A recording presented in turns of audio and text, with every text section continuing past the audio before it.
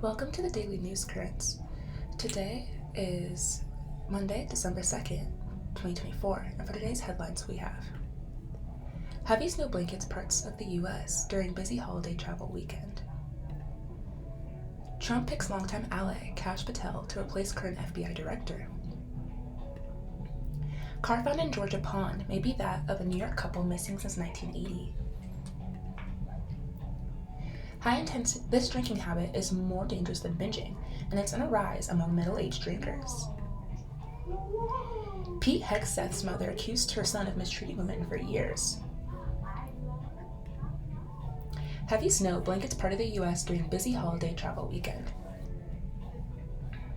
The first big snowfall of the season blanketed parts of New York, Pennsylvania, and Michigan during the hectic U.S. holiday travel and shopping weekend, with numbing cold and heavy snow forecast to persist through the early parts of the week and cause hazards in the Great Lakes, Plains, and Midwest regions. The snowstorm led to an emergency declaration in parts of New York and a disaster declaration in Pennsylvania, with officials warning of dangerous conditions for Thanksgiving travelers returning home. A blast of Arctic air brought bitter temperatures of 10 to 20 degrees Fahrenheit below average to the northern plains, the weather service said, prompting cold advisories for parts of North Dakota. Frigid air was expected to move over the eastern third of the U.S. by Monday, with temperatures about 10 degrees below average. Nearly 2 feet of snow fell in parts of New York, Ohio, and Michigan, and 29 inches was recorded in Pennsylvania's northwestern tip.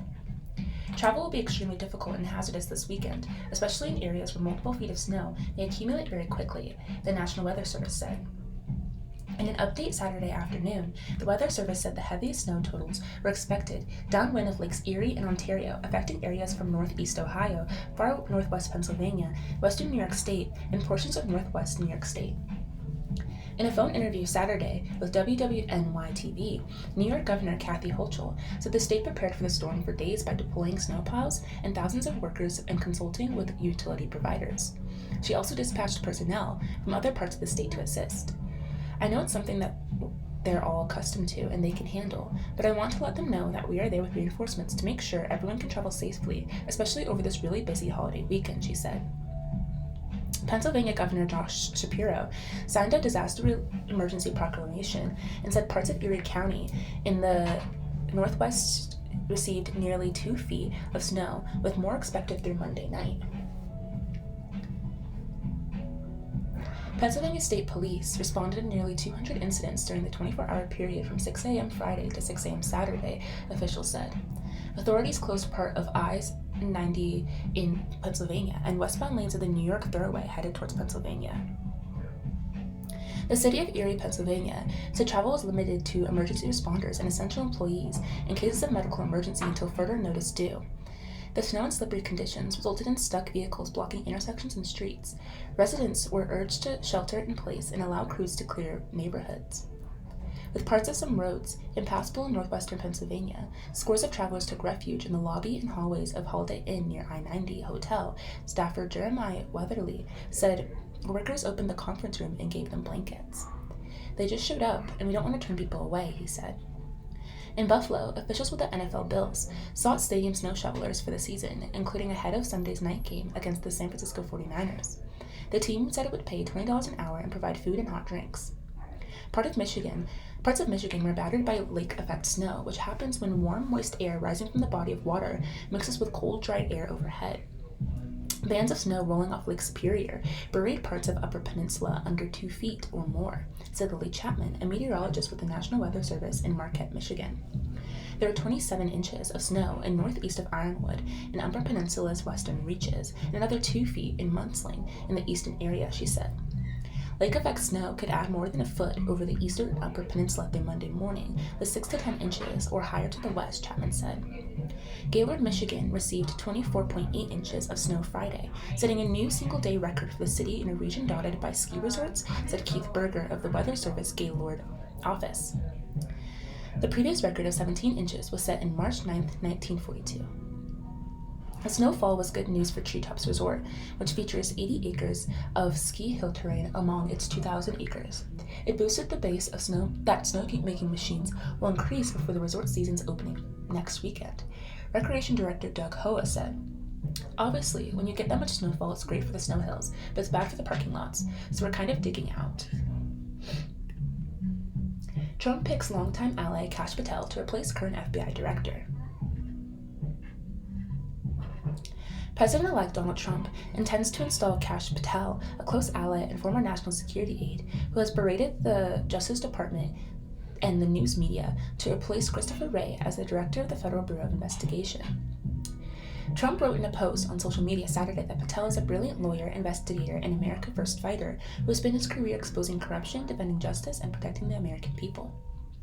Patel came to national attention as the congressional aide investigating the feds who were probing Russian interference in the 2016 election before he pivoted into roles in Trump's National Security Council and Pentagon.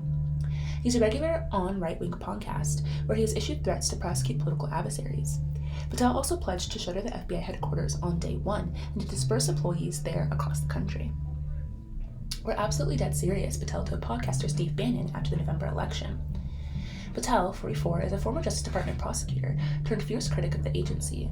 He wrote a book promising to hollow out the DOJ and the FBI by cleaning house and sweeping out their senior ranks. Patel also said he wants to declassify reams of government secrets and to arrest security clearances away from people who investigated Trump. The FBI director serves a 10-year term in office across multiple presidential administrations in an effort to shield the bureau from partisan political pressure. The job requires Senate confirmation. In response to the announcement, the FBI issued a statement. Every day, the men and women of the FBI continue to protect Americans from the growing array of threats. Director Wray's focus remains on the men and women of the FBI, the people who do the work with, and the people we do the work for. Trump appointed Wray in 2017 after firing predecessor Jim Comey. Wray has signaled he wants to serve out the remainder of his term, but his relationship with Trump has been a tense one. Near the end of the first Trump administration, then President Trump attempted to put Patel as a senior role in the Central Intelligence Agency, but senior leaders of the CIA and the Justice Department blocked the move. Car found in Georgia pond may be that of a New York couple missing since 1980. The Romers of Scarsdale, New York, disappeared from a Georgia hotel. Divers who seek to solve cold cases found a vehicle similar to theirs in a pond. They also found bones.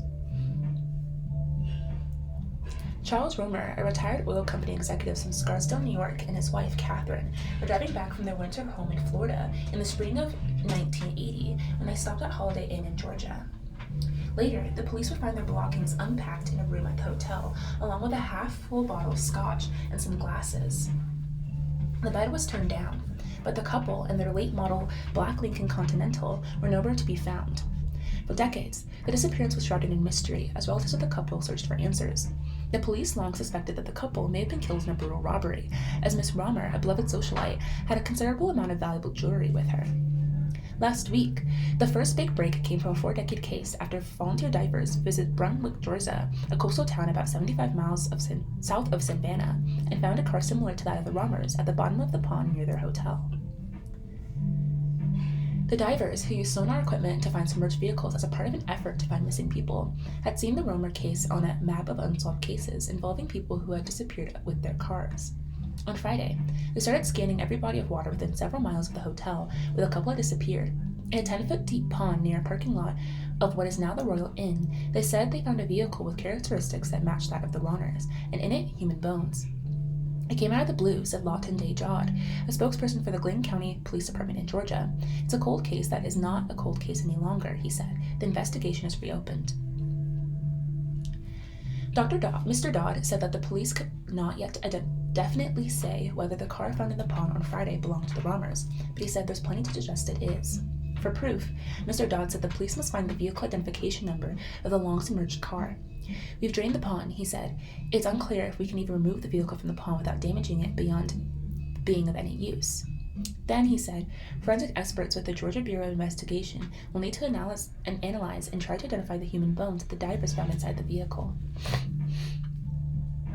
The police will continue to investigate the manner of the couple's deaths, the spokesperson said. One of their granddaughters, Christine Heller Seaman, said she and her siblings heard from a detective on Monday about the discovery. There were bone fragments in the car and personal items in the car, she said, and it sounds like it was absolutely that car. The police, Miss Heller Seaman said, had long believed that the Romers were robbed and killed for the tens of thousands of dollars worth of jewelry and her grandmother, Miss Romer, had with her at the time. According to the divers, however, jewelry was found in the car. "We're led to believe the worst. They had assured it was a terrible robbery gone wrong," Miss Heller Seaman said. "We don't have confirmation, but it's heading to. It was an accident, not a horrific, painful death," she said. Mr. Romer was an executive at Sinclair Oil. He and Miss Romer, his second wife, traveled extensively, often with their many granddaughters, said Miss Heller Seaman, who was 15 when the two disappeared. At the time, the couple, who were in their mid-70s, had settled into a contented retirement, she said, sending their car down to Florida on the train every winter, then driving it home to New York in the spring. Miss Heller Seaman remembers well the year they did not come back. "It was a horrific time for all of us, and especially watching my father suffer," she said. That was his mother. The event cast a morbid shadow for years, she said, as her father and Mr. Romer's children would travel to Georgia to speak with the police or to identify bodies that ultimately ended up not belonging to the Romers. To have perfect strangers take it upon themselves to try to solve the mystery so many years later was overwhelming, Miss Heller Seaman said. The strangers were Mike Sullivan and John Martin of Florida, the stepbrothers who called their search operation Sunside State Sonar, and have found human remains in more than a dozen cases since they took up the hobby in 2022, Mr. Sullivan said. In recent years, more people have become fascinated by cold cases and the possibility of solving them. Amateur sleuths have convinced law enforcement to reopen decades-old cases after finding new evidence, even to disinter the bodies of people who were murdered. Searching for submerged vehicles using sonar technology is not an armchair activity. The people who are trained divers like Mr. Sullivan and Mr. Martin can undertake it, provided they have the right tools.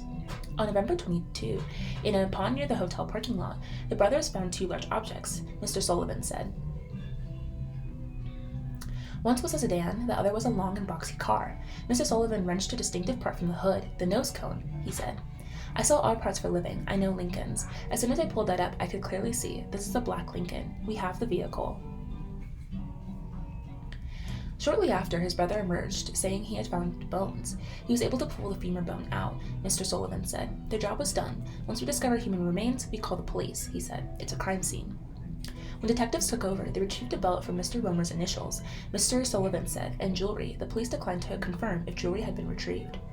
Since getting the news, Miss Heller Seaman said she and her 8 sisters had been sharing memories of the couple lost so long ago. "They were all flooded," she said. "They were lovely, lovely people." This drinking habit is more dangerous than binging, and it's on the rise among middle-aged drinkers. The holidays offer an excuse to gather with loved ones, let loose, and indulge. Plates loaded with comfort foods, unapologetic napping, all the pie, and for some, plenty of alcohol. But heavy drinking is not limited to the holiday season, nor is it mainly the pastime of college students. Overall, binge drinking rates are now equivalent among young people and those in midlife. That's because young people, especially young men, are binging less, while middle-aged adults are throwing back more alcohol in a single season than they previously did. We've long been warned about the risk of binge drinking, usually defined as having 4 or 5 drinks in a 2-hour span, but now researchers are increasingly focused on the more dangerous pattern of alcohol they use that they call high-intensity drinking, consuming 8 or more drinks in a row for women and 10 or more drinks in a row for men. High-intensity drinking is even riskier than binge drinking and is on the rise among certain segments of the population. How does high-intensity drinking differ from binge drinking? The definition of binge drinking stems from the work of Henry Westchester, a social psychologist at Harvard University who in 1993 checked alcohol use among college students across the country. He found that young women who reported consuming at least 4 drinks in a night and men who consumed at least 5 experienced the most drinking-related problems. But other researchers noticed that some of the worst consequences associated with binge drinking, such as blackouts and alcohol poisoning, tended to happen when people had much more than 4 or 5 drinks. Over the years, experts have referred to heavier levels of binge drinking in different ways, including extreme drinking and the far less catchy extreme ritualistic alcohol consumption. In recent years, they settled on high-intensity drinking. Who consumes 8 or 10 drinks in a row? Heavy drinking has long been associated with youth, but trends are changing. Since 2005, the Monitoring of the Future survey, which tracks the behavior of American adolescents through adulthood, has asked people ages 19 to 30 how often they engage in high-intensity drinking over the previous 2 weeks. The survey found that high-intensity drinking decreased to 8.5% of the study subjects in 2023 from about 11% in 2013. But while the prevalence is coming down, it is still high, particularly for those in their late 20s, said George F. Cobb, director of the National Institute on Alcohol Abuse and Alcoholism. Nearly 1 in 8 people ages 27 to 28 regularly consumes 10 or more drinks in a night, according to the latest data from 2023. The National Alcohol Survey Series, which collects data from the general population, defines high-intensity drinking as the consumption of at least 8 drinks in a row by anyone, male or female, over the previous 12 months. The survey's latest analysis, which does not include data beyond the year 2020, also showed a decline in high-intensity drinking among young adults overall, but its frequency among men ages 30 and older and women ages 18 to 64 has increased, said Camilla Liu, a scientist of the Alcohol Research Group who crunched the data. What problems are associated with high-intensity drinking? Experts who study the effects of alcohol said it was worth distinguishing between binging and high-intensity drinking because the latter comes with heavier consequences. Consuming 8 or 10 drinks in a short period of time can produce a blood alcohol concentration, or BAC, of over 0.2%, which significantly increases the risk of injuries, overdose, and deaths. Dr. Cobb said, for comparison, a regular binge, 4 or 5 drinks, typically results in a BAC of around 0.08%. High-intensity drinkers are also more likely to experience a full blackout with zero recall of what transpired, or to end up in the ER, grossly intoxicated with a danger to themselves and others, said Keith Humphreys, an addiction expert and psychologist at Stanford University. When people drink that much, the risk of harm goes up pretty dramatically, he added. In addition, a higher number of drinks per occasion is associated with a greater likelihood of developing alcohol use disorder, Dr. Cobb said. And high-intensity drinking doesn't just harm the drinker, Dr. Liu said. It can lead to physical assaults, drunk driving accidents, property damage, and relationship problems, she added. Why are people drinking so much? There are many reasons someone might abuse alcohol, from a genetic disposition to self-medicating. When it comes to high-intensity drinking, studies have found that young people were largely motivated by the expectation that it would make them more social and help them have fun with friends, and that for them outweighed any potential negative consequences. The National Alcohol Survey has shown that middle-aged and older adults drink during social events too, but they also reported using drinking as a way to deal with stress, Dr. Liu said. More research is needed to fully unpack why some age groups are gravitating towards this more extreme form of binging, because while 5 drinks is risky, it's not the same as 10, Dr. Humphreys said. The dose makes the poison, he added. Pete Hegseth's mother accused her son of mistreating women for years. Penelope Hegseth made the accusation in an email to her son in 2018 amid his contentious divorce. She said on Friday that she regretted the email and had apologized to him.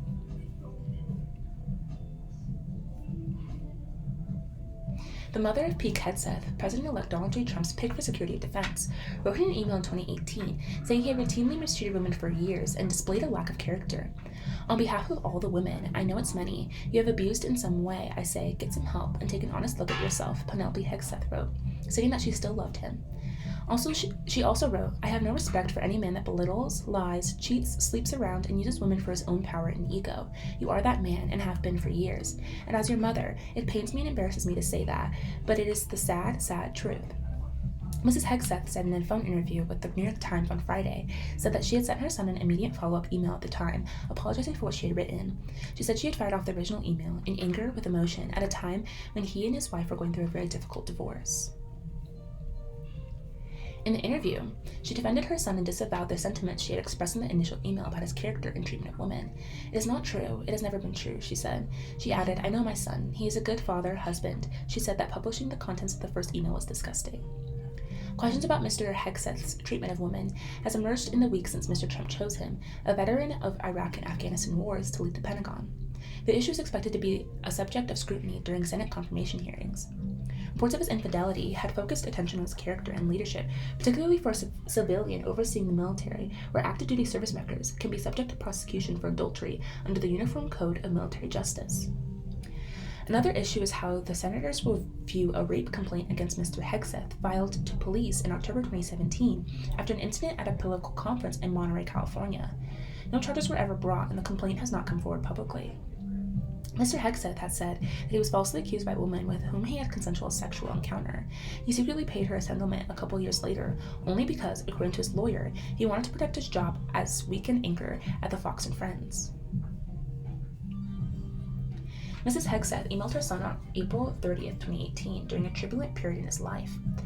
He was in the middle of a contentious divorce from second wife Samantha, the mother of his 3 children. Samantha Hegseth filed for divorce after her husband impregnated a co-worker, part of a pattern of adultery that dated back to his first marriage. Mr. Hegseth's mother wrote in an email that she was upset about his treatment of Samantha, writing, for you to label her as unstable for your own advantage is despicable and abusive. Is there any sense of decency left in you? She did not ask or deserve for any of what's to come for her by your hand, she said. Neither did Meredith, Mrs. Hegseth added, referring to his first wife. Mrs. Hegseth forwarded a copy of her email to Samantha the same night she sent it to her son, according to documents reviewed by The Times. The Times obtained a copy of her email from another person with ties to the Hegseth family. The email does not describe in detail the circumstances that prompted Miss Hegseth to write it. Mrs. Hegseth said on Friday that she would consider providing The Times with her apologetic follow-up email to her son, but did not immediately do so. Stephen Chung, a spokesman for Mr. Trump, said in an email that The Times was despicable for publishing an out-of-context snippet of Mrs. Hegseth's exchange with her son, adding that Mrs. Hegseth had expressed regret for her emotional message and apologized. 13 months after she wrote the accusatory email, Mrs. Hegseth praised her eldest son on Fox News on Mother's Day, saying he excelled in high school and college. Above all, she said he had displayed a love for country in his military service. I'm grateful for that, Pete. I'm proud every day to be your mom, she said, holding hands with him on a couch on the set. The disclosure of the email comes as Ms. Hegseth and his allies, including Vice President-elect J.D. Vance, are mounting a concerted effort to help him win approval by the Senate. Mr. Trump will not be able to formally submit his nomination until after taking office on January 20th. Several key Republican senators have said that the sexual assault allegation in Monterey is not an obstacle to Mr. Hegseth's nomination because it was never proven.